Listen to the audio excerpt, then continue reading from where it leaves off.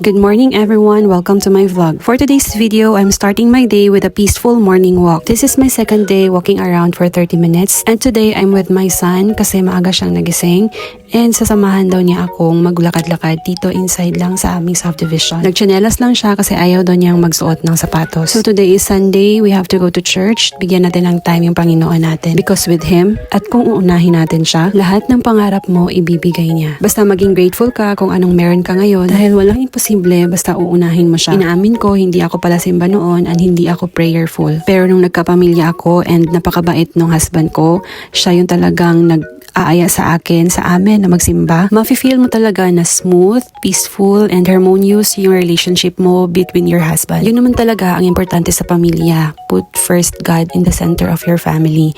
That a family prays together will stay together.